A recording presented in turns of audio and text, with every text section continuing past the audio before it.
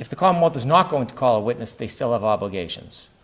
And that is why that language is in Rule 14A1A. If the Commonwealth seeks consult with somebody, they're not going to call, they need to produce it to the defense. For example, I get random emails from unknown people, anonymous, or sometimes there are names on them, talking about theories of the case. I give it to the defense. Because it's in my possession, custody, or control, I have no intention of calling an anonymous person, but because I have the information, because I am the Commonwealth, they're entitled to it. If we look under 14B, it's different for the defense. If they're going to call a witness, they have an obligation to produce evidence. If they have evidence they're going to use at trial, they have an obligation to provide it. And so allowing the defense to simply hide information because they think it's impeachment at trial is uneven-handed. It's not fair play. It's not in the interest of justice. There is no caveat or exception for the defense that they're entitled, in state court anyways, federal rules are very different, in state court for them to withhold reciprocal discovery. The order of the court at the first trial, even though it wasn't followed religiously, was that reciprocal discovery was an obligation of both sides, and that should not change. It's going to create chaos, it's going to create delay in the case, and it's going to create an unfairness. It will be trial by ambush. It will be. And so since there is no caveat or exception for the defense, and since there's no entitlement to withhold impeachment material, we should not make an exception for this team. They should provide it like everybody else. So I'm asking you to maintain the reciprocal discovery order that is already in place, and then hopefully at this trial, it'll be abided by. Was there any follow-up to that? Right. No, the only thing I would point out, Your Honor, is that with regard to the report of Jen McCabe revealing this Lenk meeting, that report wasn't provided to us until after she testified. And I think this court remembers from the trial that there was sort of a rolling discovery that we received even as the trial was going on. So I just wanted to make that point. Okay. Your Honor, I've tried my best, and I will continue to provide all discovery timely to the defense. Thank you. I've been on the side where late discovery comes in a trial, and I never want that to happen. Sometimes exceptions happen on both sides, but that is not the intent of the Commonwealth. The Commonwealth is doing everything possible to give the defense more discovery than they're entitled to as early as we can.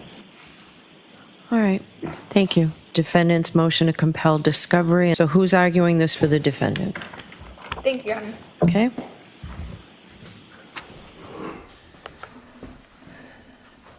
Your Honor, we filed a motion to compel certain discovery that is still outstanding. There's 10 items. I'll address those in turn. For request 1, Your Honor, we've asked for all chain of custody logs, reports, evidence logs, and other documentation regarding how the Norfolk County District Attorney's Office and the Massachusetts State Police came into possession of each distinct production of Canton Police Department video surveillance footage from January 29th. As the court has heard many times, we have received 3 separate productions. One before trial, which was missing the precise time Ms. Reed's Lexus was brought into the Canton Sallyport garage. Another production in the middle of trial, which included an inverted video showing only the left portion of Ms. Reed's taillight, not the condition of the right rear taillight in the Sallyport garage when it was first brought in. Then we have a third production, which was not turned over until after trial in this matter.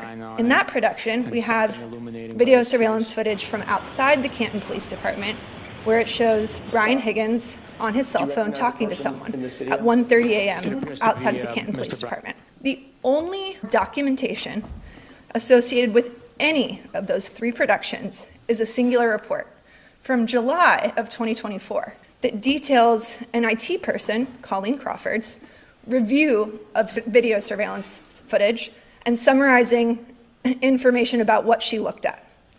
We have no chain of custody logs, no evidence logs, no reports regarding the download of that information. We don't know who the custodian of records is with regards to those 3 productions, or how this information magically appeared in the Massachusetts State Police and Norfolk County DA's possession.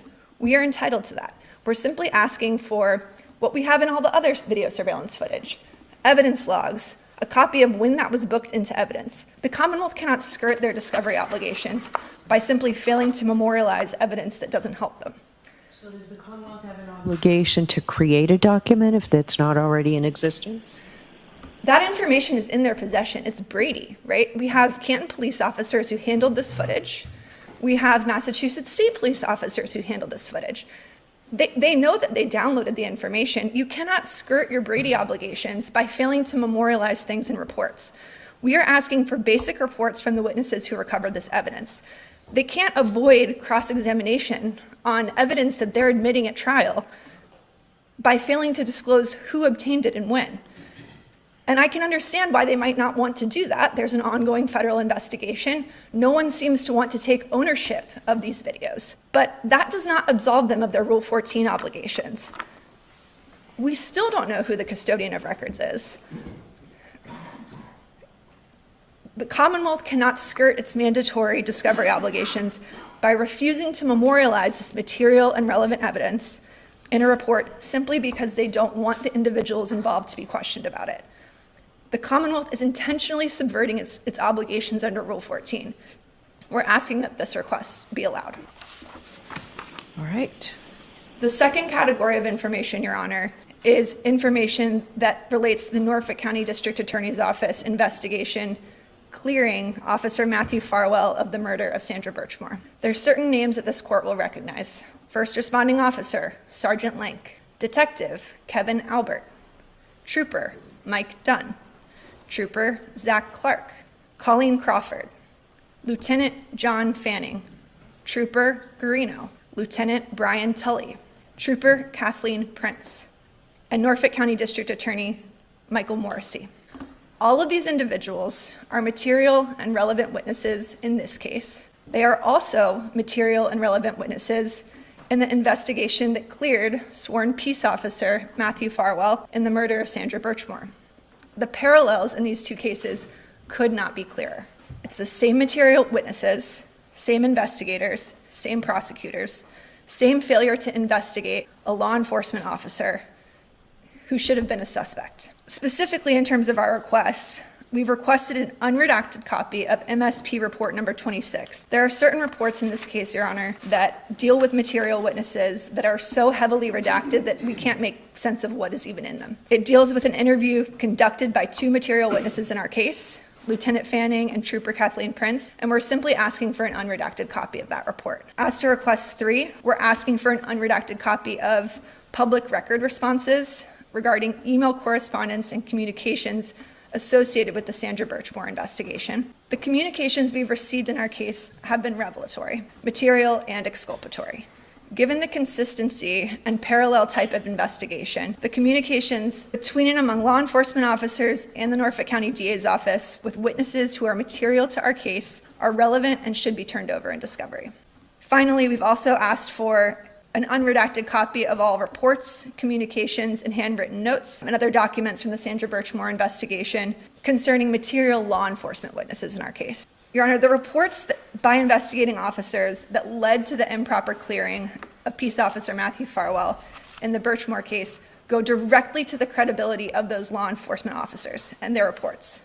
The reports that they drafted in reaching certain conclusions clearing Officer Farwell directly go to their credibility in our case, which again deals with the clearing of a fellow officer. For example, Massachusetts State Police Trooper Garino, the same person who obtained and analyzed the electronic devices in our case and reached certain opinions and conclusions, also analyzed electronic data in the Birchmore investigation.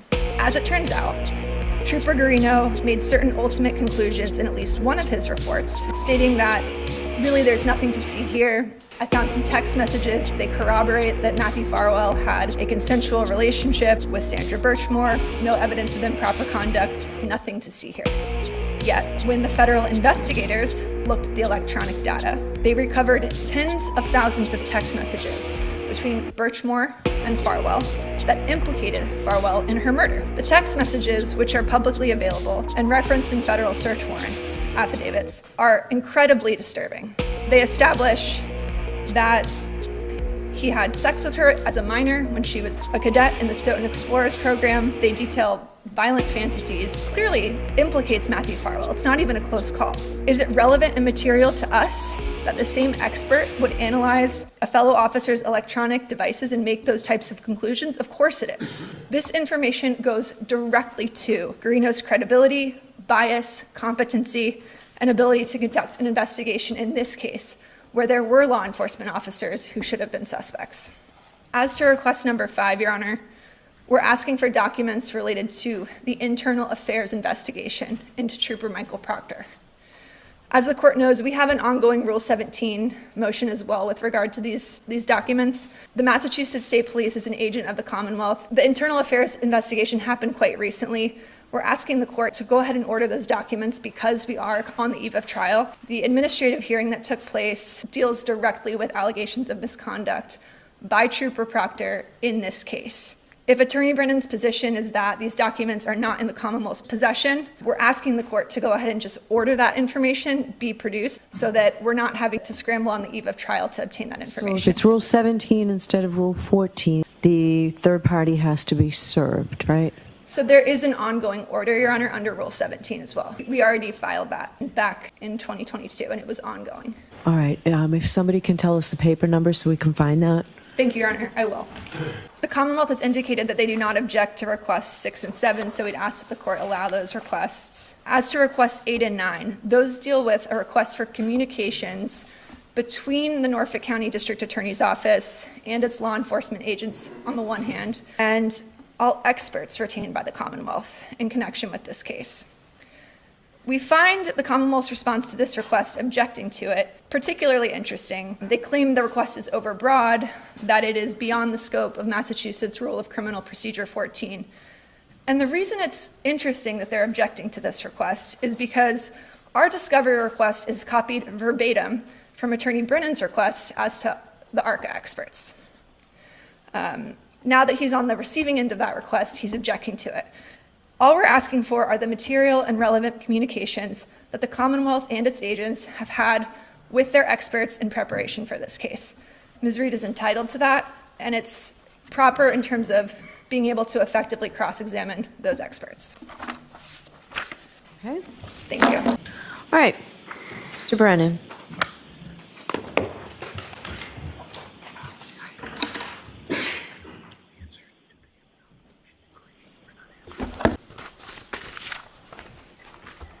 It's important to represent facts accurately, and the court has ordered in the past, when representations have been made, that they be accurate. We hear an echoing of a claim of Brady, but we hear no substance behind that claim from the defense. The Commonwealth is not going to make logs up that don't exist. They're not going to make a record of something that is not in writing, that there is no witness for. The defense has asked for chain of custody, logs, evidence, reports. If they existed, they would get them. I told the defense in an informal discovery request I would look into any chain of custody information, and I did.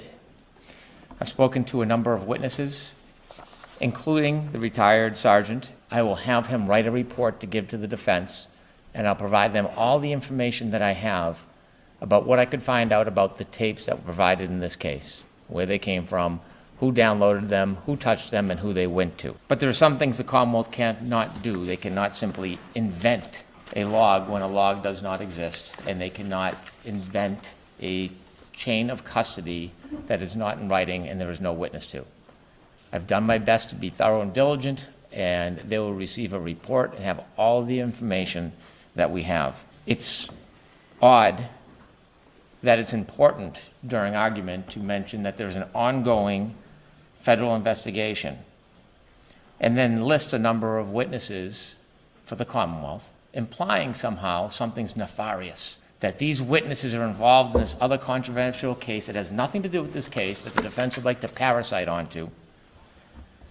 And so they just throw out terms and words for our audience that's here on our right to try to create an illusion of impropriety.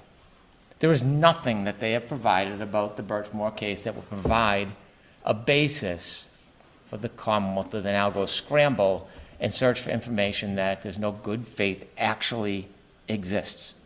It's easy to throw out a name and attach it to the Birchmore case, troopers, the DA, malign their name the way they know how to do. But when you're arguing a discovery motion, there must be a factual basis for it, a factual basis, a good faith basis. We hear the defense say that Trooper Guarino says, nothing to see here. I have not seen that report where Trooper Guarino says, nothing to see here. I don't know what report they're speaking about when they suggest Trooper Guarino had done something wrong in a different case. They imply it. They're suggesting that's the basis for you to compel discovery on a case that has nothing to do with Ms. Reed's case. They just say it. And so you should reject outright an argument that tries to imply impropriety when there is none, with no factual basis or good faith basis, because they want to entertain our audience. And so the reality is the Birchmore case is being investigated by federal authorities. There's been a number of disclosures by the Commonwealth for information that has been public record. And there is no good faith basis that there is something in that case that is relevant in any way to this case.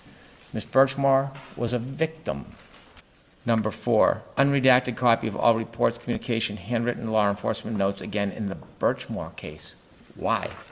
Why that case? Troopers work on many cases. That case certainly has a public appeal to it because of the harshness of it, the sadness of it. But what does it have to do with this case? Nothing. But invoking it is helpful for the defense. So they do. You should reject it outright, Your Honor. Number 5, all communications, documents, reports, memorandum regarding Trooper Proctor administrative proceedings. Any information in the Commonwealth's possession and control, we would and we do turn over. In addition to what's in our possession and control, we know that there's likely statements that would be helpful for the defense, so we have an affirmative obligation under Graham. I had a conversation with defense counsel, and they asked if I would join them in a phone call and speak to counsel for the state police to try to encourage the production of materials in this case, whether they're exculpatory or not, even material irrelevant. And I agreed I would do that upon request. Now, that call has not been set up by the defense, but when it is, if it is, I will be there and I'll advocate for them for this information. In addition, there's a Rule 17 that has been ordered by this court that imposes an ongoing duty separately upon the state police. Now, state police have certain protection where it's an internal affair investigation by law. I cannot usurp that law. I can only earnestly try to my best of my ability. I sent an email on January 28, 2025 to a number of attorneys at the state police. And I informed counsel in view of the Commonwealth's responsibilities under Brady v. Maryland, the Norfolk District Attorney's Office is inquiring whether the Mass State Police Legal Department and law enforcement officers assigned to the State Police General Headquarters in possession of any relevant materials, statements of Mr. Michael Proctor, witness statements, and any findings relative to the Department investigation and hearings relative to this matter. The Commonwealth is under a continuing duty to inquire and obtain all relevant evidence pertaining to witnesses in the matter of Commonwealth v. Karen Reed. All potentially exculpatory and relevant evidence must be disclosed to the defense. Exculpatory evidence is any evidence that would tend to exculpate the defendant or tend to diminish credibility. The exculpatory evidence also includes any allegations of misconduct that bear upon the truthfulness and the integrity of the investigation or could be read as suggesting bias or would question one's credibility to be impartial. In addition to any obligations under Mass Rule 14, Commonwealth alerts Internal Affairs Division of Massachusetts State Police to an ongoing Mass Rule Criminal Procedure 17 order for the production of records regarding the investigation of Trooper Michael Proctor. To the extent that any records beyond that was initially produced in March 19, 2024, please provide forthwith to the Commonwealth and the defense. So we are and have made best efforts to provide all of that material. The defense is entitled to it. We cannot force them or compel them, but there is the Rule 17 motion and we'll continue to abide by our obligation and duty. Number 6 and 7, we do not object. Number 8, there is a difference between ARCA and expert discovery. We have provided, there is a difference between ARCA as an expert witness and typical expert witnesses. I can assure the court that we provided our entire case file for our accident reconstruction expert. We provided all of our materials for all of our experts. The discussion between the experts and me cannot be replicated. If there was anything inconsistent or exculpatory or helpful for the defense, I would reduce it to writing and I would provide it to them. They have all the materials our experts relied upon. They have all of the reports. They have all the raw data. They have the research material. I do not believe that tracking phone calls for a regular expert is possible, number one, and has any relevance whatsoever. It is different for ARCA, we have been very broad in our expert disclosures. Written communications, number 9, email, text message between Norfolk County DA's office, law enforcement, and any expert. Again, there's scheduling issues. I've been through emails and text messages, and I have given a healthy production of materials that are relevant, would even suggest any type of bias. And in addition, I've asked for a production of any statements whatsoever with any witnesses in this case so that I can review them. And I've received production from 2 troopers in this case that I have to review. I received them at the end of last week, and I'll continually look through all correspondence available to me for Rule 14 materials and provide it. All right. Any follow-up, Ms. Little? No, thank you, Your Honor. All right, so I'll take that under advisement. Do you have that Rule 17 paper number? Your Honor, we don't have the paper number yet for the motion. Yeah, we'll have to find, I mean, we're I can over give that to the 500 at this point, so. Yes. All right. So next, we'll move on to the so-called ARCA motion, Commonwealth's motion to exclude employees of ARCA, paper 497, and the opposition. So, Mr. Brennan?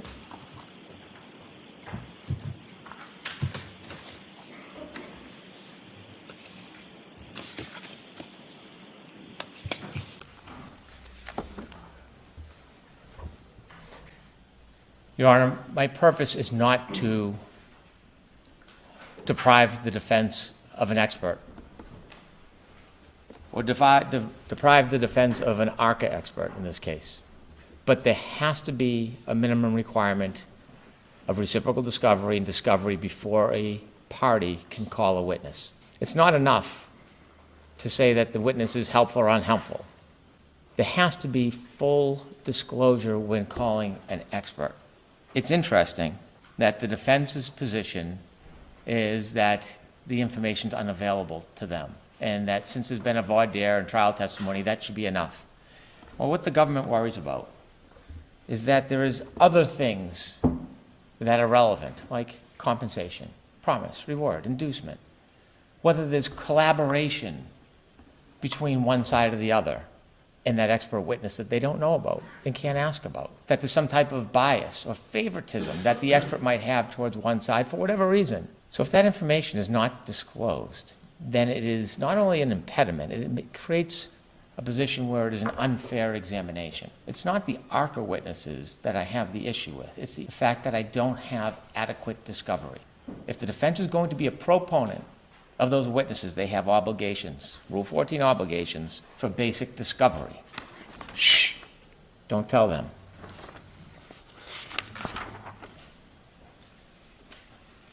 I wasn't at the last trial, but I've read the transcripts. On June 10, 2024, you asked the defense about ARCA. It was specifically outlined and ruled that they could not prep with us for trial. Could not prep with us for trial. And so Your Honor said, so I am to believe that the defense is calling 3 witnesses that you've never spoken to and putting them on the stand here. And the answer, that's essentially it. Your Honor said, the report, I don't see that as being detailed. It leaves a lot of questions as the gatekeeper as to what they can testify, and you have not complied with your Rule 14 obligations. And the defense says, we can't, Your Honor. Your Honor said, so you can't, but you haven't. So I'm left with that you have not complied. Now, having some familiarity with the federal government, I called the federal government and I tried to encourage them to provide full discovery so that the experts could testify.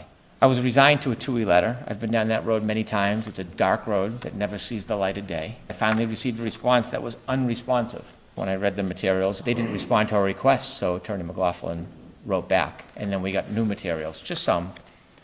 But these materials are the very reason why the defense should not be able to call witnesses without giving full discovery. If we look back earlier in the relationship, what we see back in March 22nd, 2024, is that there are conversations between the defense, Attorney Jackson, and Daniel Wolf, who's one of these ARCA witnesses. Thank you so much for taking the time to get on the phone with me this morning. Please feel free to forward an engagement letter to this email address. I will get that countersigned and returned to you forthwith, along with your retainer as required. The Commonwealth, as I understand it, was not aware of any promised rewards or inducements or payment. They relied on a reciprocal discovery order of this court for that information. Response, hi, Alan. subsequent to our conversation on Wednesday, the U.S. Attorney's Office asked we pause any further conversation until we received additional information from their office regarding how our involvement will move forward. It's not the opinion that troubles me, it's the relationship, and the Commonwealth should have an even playing field. Saturday, June 22nd, Daniel Wolf writes, Alan, I spent some time this morning putting together a brief outline of my qualifications. I obviously won't say what the response is verbatim, but I gave you a general sense of what my response would be. Again, I thought your questioning during the voir dire was fantastic, so please feel free to make whatever changes you feel necessary. Now, this isn't information provided by the defense in reciprocal discovery. This is information provided by the federal government after numerous requests, 2 requests. We then are provided an outline of questions and answers for a direct examination. The Commonwealth did not have the luxury, the privilege, did not even know that there was an outline that was being disseminated by this totally independent witness who took no side other than that of the truth. What follows from this outline, the outline with remarks from this independent expert who knows nobody. So we see in the margins in the notes, this fair-minded, objective witness says, not being able to inspect the vehicle is something that is not uncommon in your line of work, and he writes, absolutely not, and then he comments, not sure if you want to put this somewhere in the direct examination. I have a feeling they, the Commonwealth, are going to argue I didn't personally inspect the vehicle. I had enough information from the material I reviewed, so it wasn't necessary. Need to show the jury it doesn't matter in this case. Now, I'm not saying that undermines the conclusions of ARCA. I'm not saying they're not qualified witnesses. But it certainly shows some bias. I've turned over a lot less in this case than this. Another comment. Would it be fair to say because you had a lot of nighttime visibility work, your cases frequently involve pedestrians? Yes, unfortunately, there is a direct correlation between the time of day and pedestrian fatalities. Statistically speaking, most pedestrian fatalities occur during the evening and night hours. That would have been nice to have. So my specialty in the area of lighting and human factors results in a lot of my cases involving pedestrians. Pretty important stuff in this case. And then he comments, if you don't want me to say this, that's fine. That's fine. Shh. Don't tell them. I realize my testimony, I said it 20 times when you asked how many I've been qualified. I misinterpreted the question, my fault. 11 trials, 7 depositions. Not sure if you want me to clear that up. I don't know if it was ever cleared up. And then a bill from ARCA to the defense for $23,925. That's not Trimble. That's not trial by ambush. Bueller. He's sick. That's getting duped. I've been around the federal court a little bit. I know how it works. And sometimes parties pick sides. It creates an imbalance and unfairness, and then it allows the ability to one side to use ghosts. They create illusions and shields and say something's there and something's happening, a federal investigation and this person, and then this happens. I don't care if the ARCA witnesses testify at trial. I don't care about their opinions. But I care that it's unfair, imbalanced, and hidden. And the Commonwealth, like the defense, is entitled to discovery. So if they can produce the discovery, I'd welcome ARCA. All right, I'm going to take a recess before the response. Court, all rise, please. Back to session, you may be seated, make sure your cell phones are off and put away.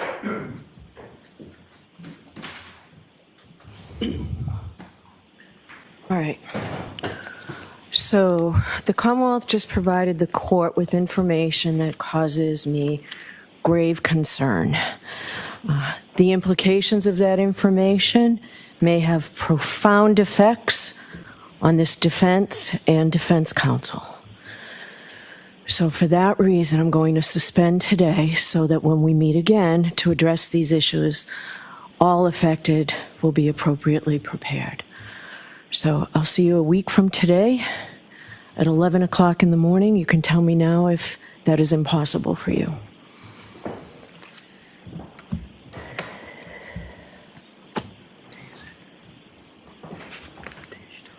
And where Mr. Brennan, where the federal authorities have been kind enough in the past to allow me to have copies of everything, would you be kind enough to call over there or check with whomever you were dealing with to see if I can in fact get a copy of everything that you just read?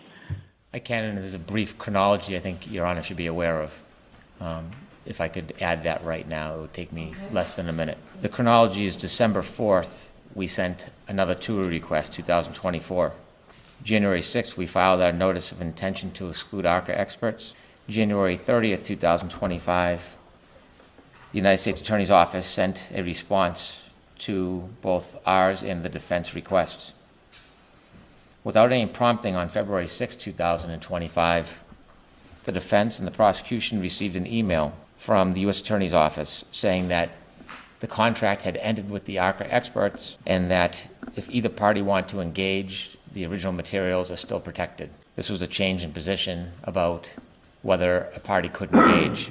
On February 11th, we filed the motion to exclude. February 13th, the defense provided us the emails that I read. February 13th, 2025, I think I said the federal government. It was the defense. February 13th, 2025, they sent us the emails and the direct examination outline. We reached out to the federal government again because I was curious about the change in position on February 6th, that the contract has ended, but that parties could contact ARCA. Obviously, the Commonwealth is in no position to contact ARCA because that would naturally preclude the defense from retaining them. So we've refrained and we will not reach out to them. All right, so the information that was provided to you, not from the federal government, I'd like a copy of before you leave the courthouse today. Yes, Your Honor. All right, 11 o'clock, a week from today. Your Honor, is it possible to move it one day to the 26th instead of the 25th? It would have to be at 9 o'clock in the morning. Your Honor, if I may hand up the discovery that was Thank you. provided by the defendant referenced by. We gotta make sure we keep our word. Oh, great, thank you. Is there any way we should be suspended for today? That's my We can do the afternoon of the 25th, if the morning doesn't work. The problem I have, Your Honor, is I've got a hearing on the 24th. I have to fly on the 24th even to be here. So you can be on Zoom for this if you want, Mr. Jackson.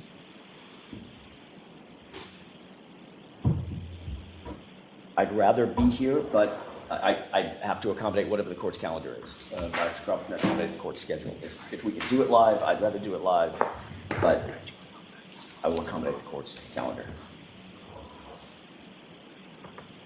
Are all parties available at 9 on the 26th? I'm not. I'm not. Ma'am, just a moment. Yes. Thank you.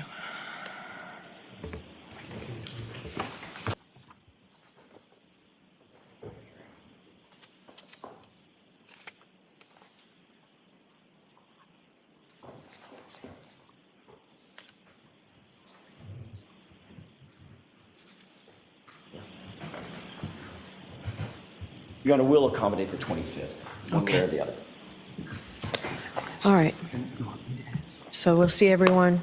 Your Honor, I'm sorry. Just on behalf of Mr. Alessi, is there any chance the court would entertain the motion that he's doing today, or no? No. Okay. All right, 11 o'clock on the 25th. All rise to the court, please.